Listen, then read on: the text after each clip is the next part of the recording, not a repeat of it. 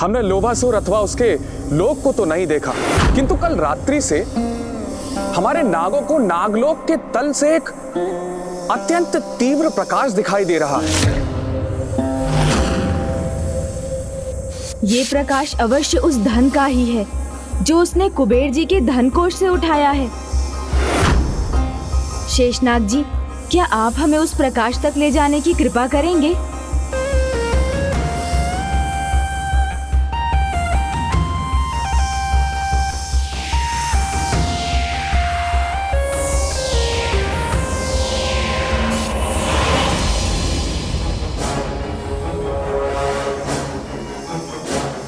मैंने उचित ही समझा था।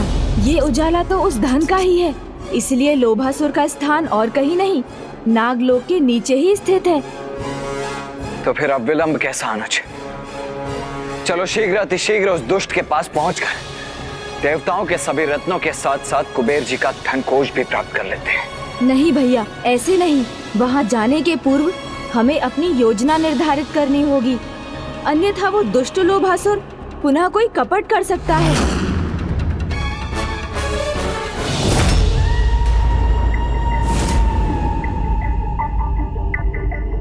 नहीं, लोभासुर तो एक मुद्रा का अंश भी नहीं खो सकता।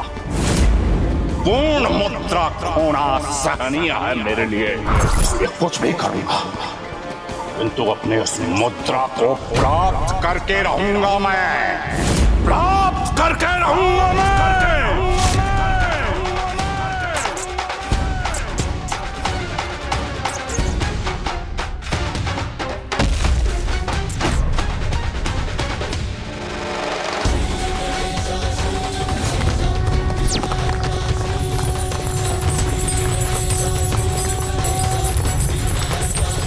ये भूकंप कैसे उत्पन्न हुआ?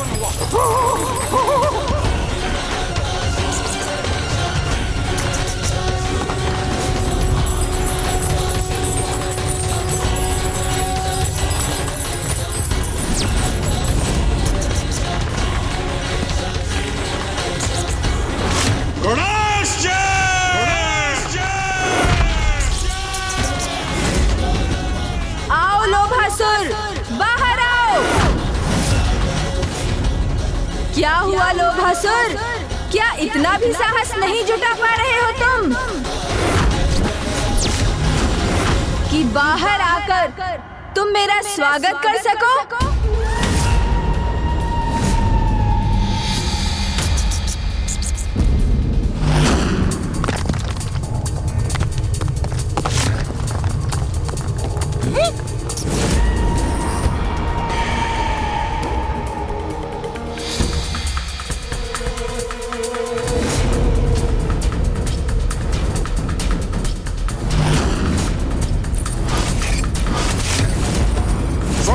जगमगाहट से भरे मेरे इस लोहितपुर में मैं आपका स्वागत करता हूँ,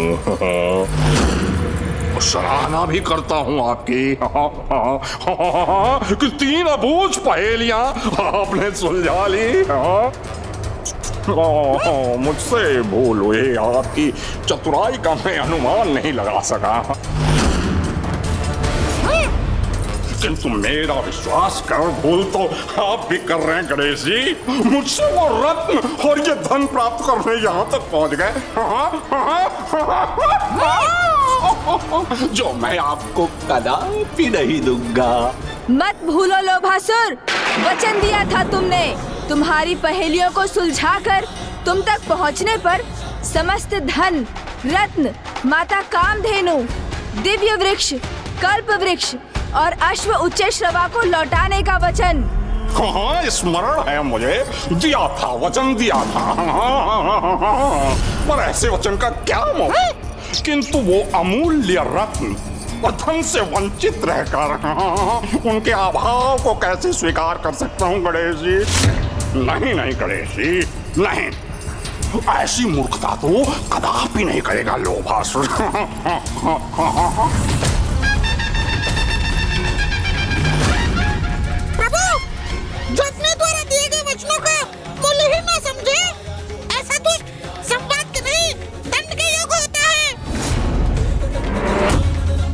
लोभासुर, स्वर्ण और धन नहीं, मनुष्य के वचन ही सर्वाधिक मूल्यवान होते हैं, क्योंकि जो अपने वचन का दृढ़ता से पालन करता है वही सभी के विश्वास और सम्मान का पात्र बनता है, और जो वचनों की मर्यादा को भंग करता है उसके चरित्र का ये अभाव व्यर्थ कर देता है उसके जीवन को। मेरे इन शब्दों को अंतिम चेतावनी समझो और लौटा दो वो धन, वो रत्न जिन पर तुम्हारा कोई अधिकार नहीं, अन्यथा अपना सर्वस्व गवा बैठोगे, न सर्वस्व गवा बैठोगे, न सर्वस्व गवा बैठोगे।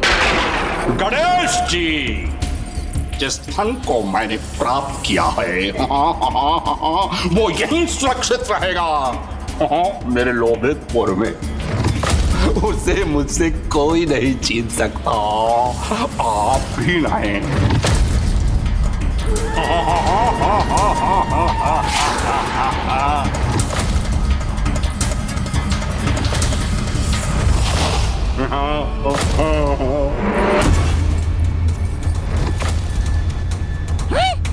और ऐसा करने से लोभासुर रोकेगा आपको।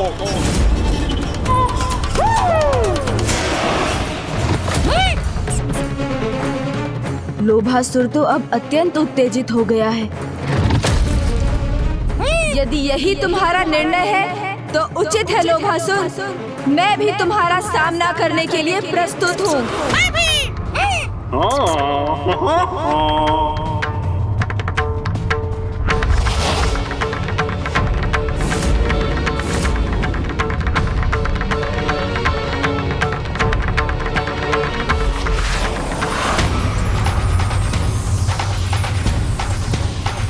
यह कैसा प्रकाश है?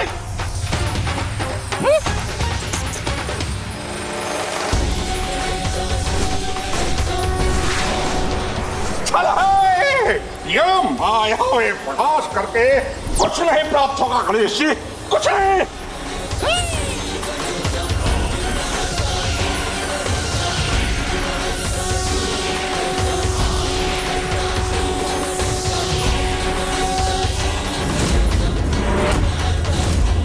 देखिए गणेश जी, मेरी दृष्टि को बाधित नहीं कर सका आपका यह प्रकाश। इसे उत्पन्न कर मुझे भयभीत करने के प्रयोजन में विफल हो गया।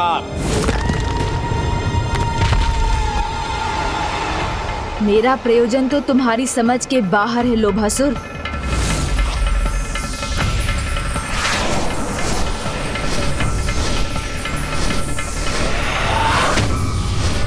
इस तीव्र तेज प्रकाश द्वारा क्षण भर के लिए तुम्हें नेत्रहीन कर भैया के भीतर जाने का मार्ग प्रशस्त करना, यही तो मेरी योजना थी दुष्ट, जिसे सफल करने के लिए बस कुछ समय और तुम्हारी इस उत्तेजना का लाभ उठाकर तुम्हें यहीं स्थिर रखना है मुझे। अच्छा, तो अपने दिव्य अस्त्रों का प्रयोग कर मुझे आतंकित करना चाहते हैं आप? तो मेरा ये मायावी अस्त्र आपके अस्त्रों को प्रयोग करने का अवसर ही नहीं देगा। इसके पूर्व कि आप मुझ पर वार करें, मेरा ये मायावी फांस आपको बंदी बना लेगा।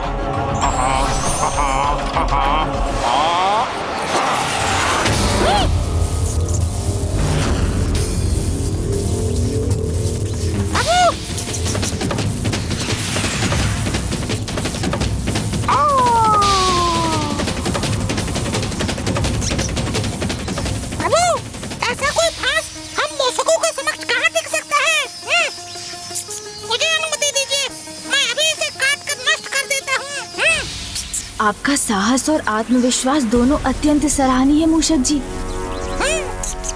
किंतु आप भूल रहे हैं, हमें इस फांस को नष्ट कर इससे मुक्त नहीं होना है, अपितु इसमें उलझकर लोभासुर को यहीं उलझा कर रखना है। इस दुष्ट लोभासुर को यही समझाना है कि वही इस युद्ध में विजयी हो रहा है, तभी तो हमारी अपनी योजना सफल होगी। प्रभु तो उचित कह रहे हैं, अभी मुझे स्मरण हुआ है। हम उसकी पहेलियां सुलझा भी दें तो भी वो दुष्ट लोभासुर अपने वचन पर कदापि स्थिर नहीं रहेगा। स्वेच्छा से तो वो कुछ भी नहीं लौटाएगा। और महादेव से अजय होने का वरदान प्राप्त होने के कारण उसे युद्ध में पराजित करना भी असंभव है। जिस लोभी के जीवन का आधार उसके लोभ का चरम हो, तो फिर क्या उपाय है प्रभु? वो तो अपनी पराजय तभी स्वीकार करेगा जब वो अपने लोभ से प्राप्त धन और रत्न खोने पर विवश हो जाए। और ऐसा करने हेतु मैं और मूषक जी लोभासुर को उलझा कर रखेंगे।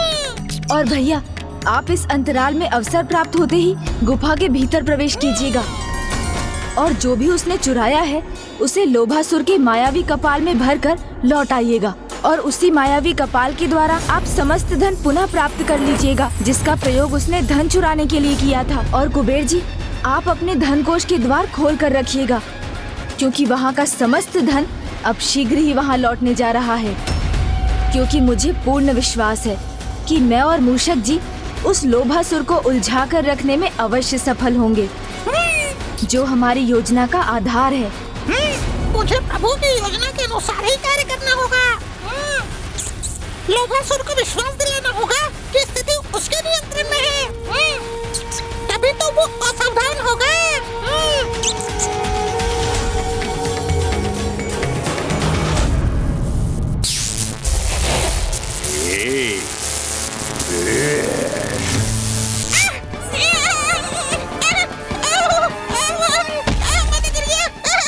ये लोभासुर की फांस है मूषक, किसी आखे तक का जाल नहीं है। हाँ प्रभु, यदि इसे मैं नहीं काट सका तो फिर इसे काटना तो असंभव ही है। उचित कहा तुमने। मेरे मायावी फांस का कोई काट नहीं है, कोई पंडित इसे खंडित नहीं कर सकता। अभी तो मेरी ये सफलता का आरंभ है गणेश जी। देखिए ना, आप मुझे अपने फांस के वार से बंदी भी नहीं बना सके, किंतु मैंने आपको बंदी बना लिया गणेश जी। और क्षमा करिएगा गणेश जी, आप इस अवस्था में तब तक रहेंगे जब तक हमारे महानायक भंडासुर जी की तपस्या संपूर्ण नहीं हो जाती। नमः शिवाय, ओम नमः शिवाय, ओम नमः शिवाय, नमः शिवाय। और गणेश जी, आपका उनकी तपस्या से दूर रहना ही उचित है, नहीं तो आप विघ्न करता गणेश जी उनकी तपस्या में विघ्न ना उत्पन्न कर दें। मेरे मन में क्या विचार है ये तो तुम्हें शीघ्र ज्ञात हो जाएगा दुष्ट लोभासुर।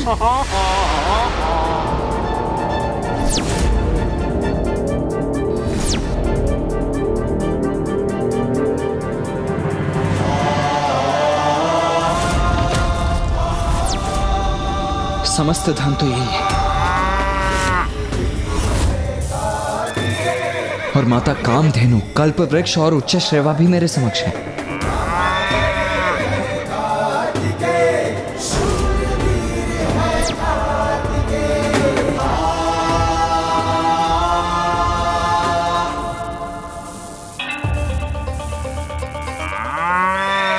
तो अब बस इन सभी को यहां से ले जाने हेतु उस मायावी कपाल को ढूंढना होगा मुझे, किंतु ये है कहां?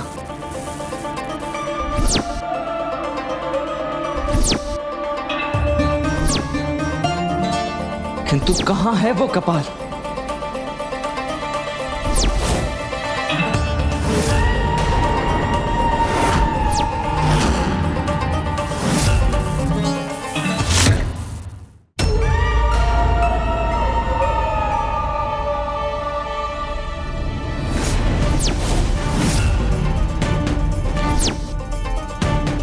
यहां सिंहासन के निकट तो नहीं है।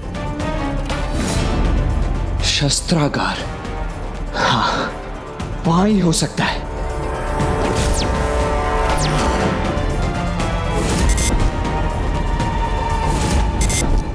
यहां भी नहीं है। फिर कहां है वो कपाल? मुझे तो उसे ढूंढने में ही इतना अधिक समय लग रहा है। तो फिर अनुज गणेश को कुछ और समय उस दुष्ट को उलझा कर रखना होगा।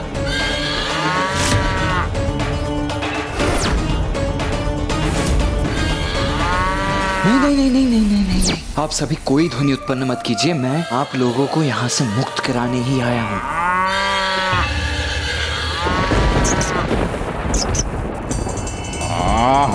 अचानक क्या हुआ है इन दोनों को?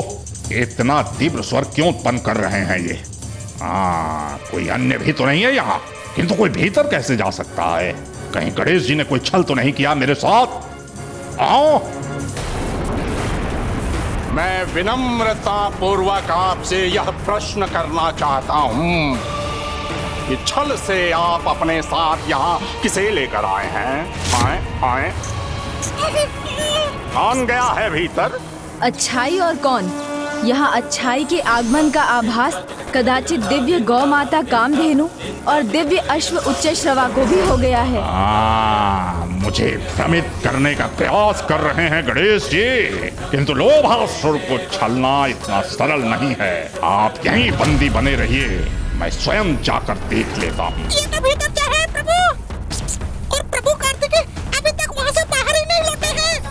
कुछ कीजिए प्रभु, इसे कुछ समय और उलझा कर रखिए ना। मिल गया उपाय। मिल गया।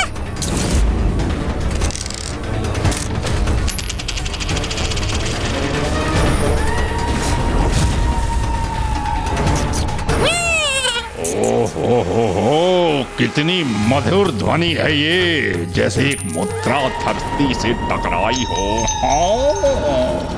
कदाचित ये वही मुद्रा है जिसे मैंने खोया था। जब ये मेरे समक्ष है तो इसे तो शीघ्र प्राप्त करना चाहिए मुझे।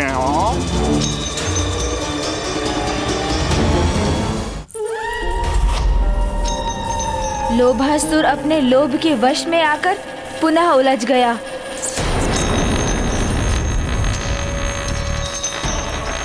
तुम्हें छोड़ूंगा नहीं मैं।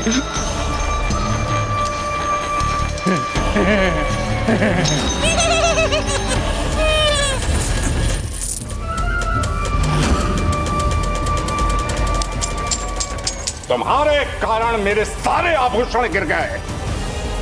गिरने दो इन्हें, ये तो यहीं रहेंगे। कभी भी प्राप्त कर सकता हूं इन्हें, किंतु मैं तुम्हें प्राप्त करके रहूंगा।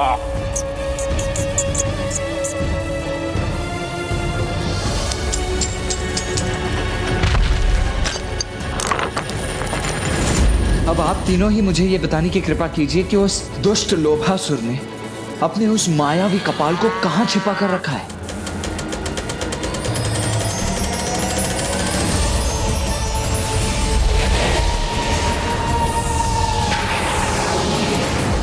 ओह, तो ये कारण था कि इतना ढूंढने के पश्चात भी मैं उस मायावी कपाल को अब तक नहीं प्राप्त कर सका।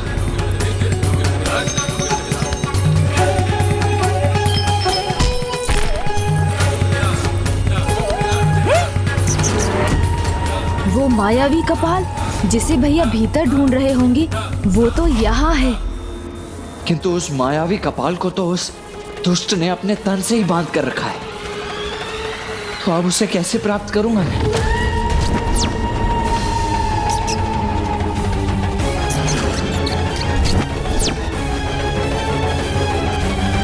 हाँ, हम जाके सीख रही है तेरी गति, छोड़ूंगा नहीं। हाँ।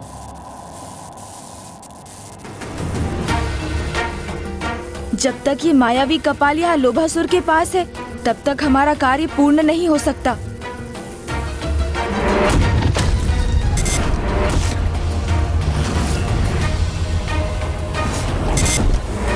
तो अब जाके ज्ञात हुआ है मुझे आपका छल। मेरा अनुमान उचित ही था, कोई अन्य भी है यहाँ।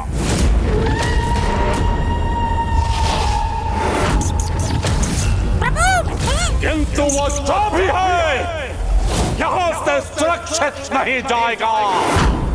बंदी बनाऊंगा मैं उसे।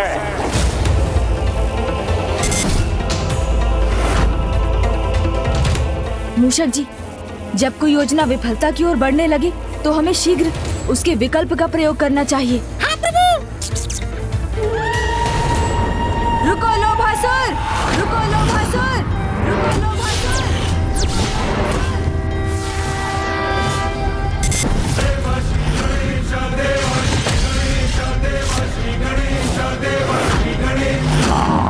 मेरे बंधन से मुक्त हो गए ये। प्रभु, मैं भी अपना आकार बड़ा कर लेता हूँ।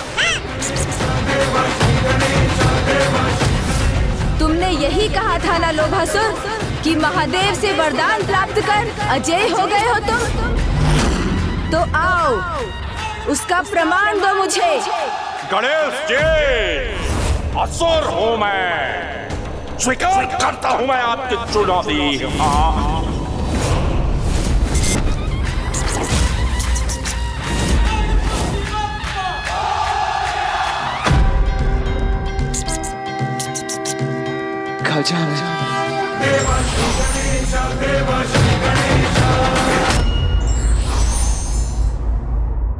बुद्धिमान व्यक्ति को अपनी कार्य सिद्धि के लिए युक्ति और शक्ति में जो उपयुक्त हो उसी का चुनाव कर लेना चाहिए।